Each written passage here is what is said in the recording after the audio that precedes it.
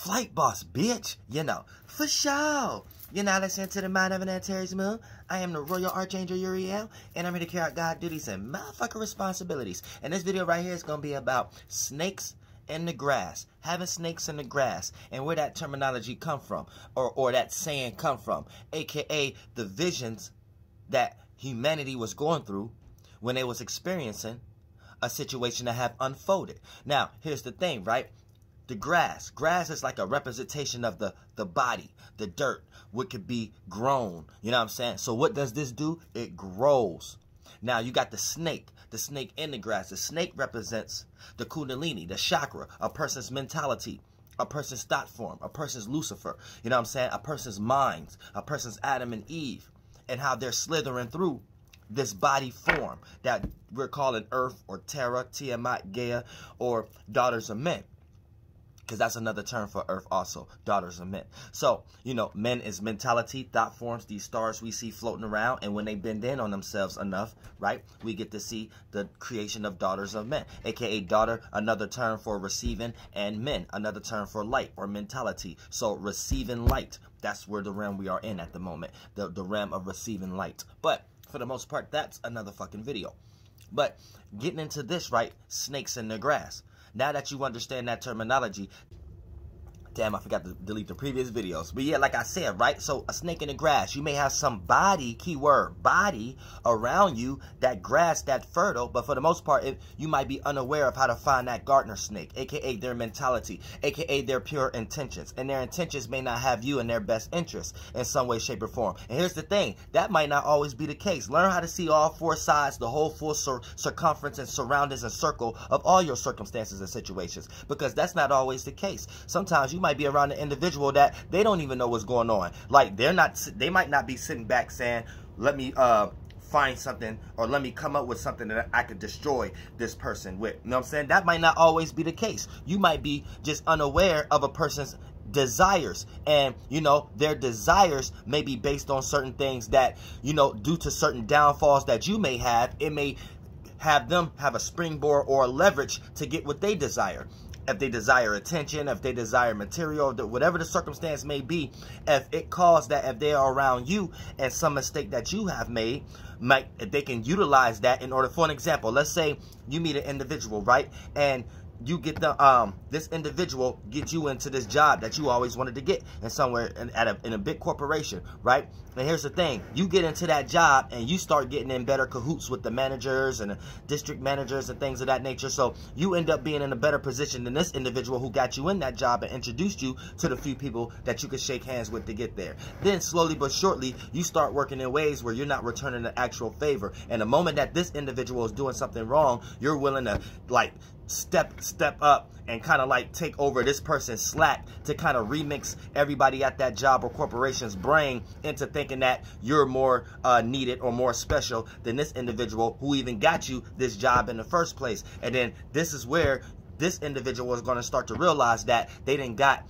a job that was actually a snake in their grass in some way, shape, or form. And the moment that this person, the snake in the grass, seen the individual who got the snake in the grass the job, right? The moment that the snake in the grass see this individual make a mistake or whatever like that, that's their first way of using that to go ahead and get this person all the way up out of there. Just because this person had a desire to reach a certain position at that job or that corporation, and it just so happens that the person who got them that job, they was able to utilize their fault to get their position in some way, shape, or form. So that desire outweighed the actual respect or the relationship that both parties had for each other, and for the sake that this motherfucker even got this person a job in the first place. You see what I'm saying? So you're gonna have to motherfucker be careful out here when you're dealing with snakes in the grass, because it can play out like that, where a lot of times it don't have anything to do with a person sitting back and intentionally trying to motherfucking harm you in some way, but sometimes just based upon their desire and how their desires is set up and directed. You know what I'm saying? You might fall in line to one of those things that can help their desires manifest in some way, shape, or form. So keep that in mind when you're talking about a snake in the grass. You know what I'm saying? Your best friend that just got out of jail, fuck your bitch.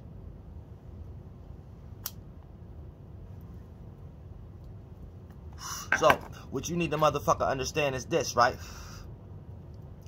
In a nutshell, having snakes in the grass is having motherfuckers around you who sit back and observe and can't wait till you make a mistake or wait till you do something that's perceived as off balance. And then for the most part, they're going to utilize these things to reach a position where they can be seen as you was seen, but seen as better in some way, shape, or form. And then they didn't utilize your fault or whatever that you had come to conclusions with in order to do that in some way, shape, or form. And that's when you know you just have been bitten by a motherfucking snake that you wasn't seeing in your motherfucking grass. You know what I'm saying? Your body.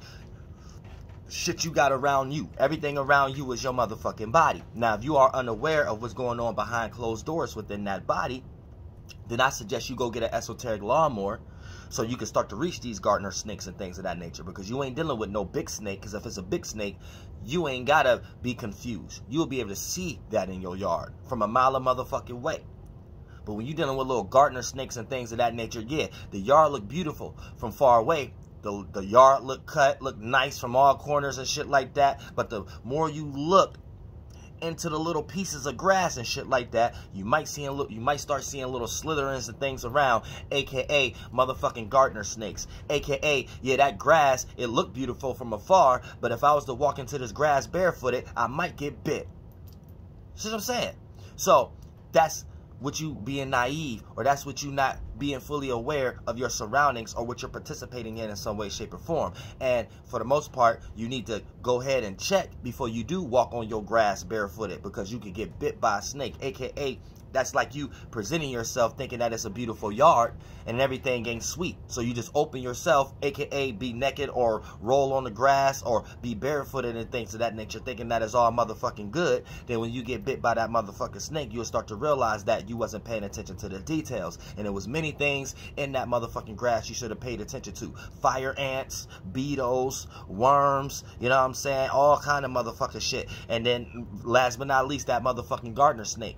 And then once your motherfucking ass get bit, you're gonna start to realize, damn, you can't be so open in all motherfucking yards in your esoteric house system. When we start to talk about the weathering and you have Job clouds over your head, you're gonna start to realize, like, damn, I do need some socks and shoes on before I walk on this grass, and let me make sure, let me pluck my grass, let me get this esoteric lawnmower so I can make sure in some way, shape, or form. Therefore, whenever I do decide to be free and open again, or walk on this motherfucker, esoterically speaking, walk on this motherfucking yard again with no socks and shoes on, I ain't gotta worry about motherfucking getting bit, aka motherfuckers using this yard looking beautiful from a distance as an excuse to why you might be confused or rocked to sleep that you think you could walk on this motherfucking yard without no motherfucking socks and shoes on. And that's how all the time it happens. Motherfucker, an accident happens, you get your ass bit, and now your ass gotta go to the doctors to make sure that you don't motherfucking got no fucking venom inside you that's gonna make your ass be paralyzed in some way, shape, or form. Aka, that's the esoteric hospital.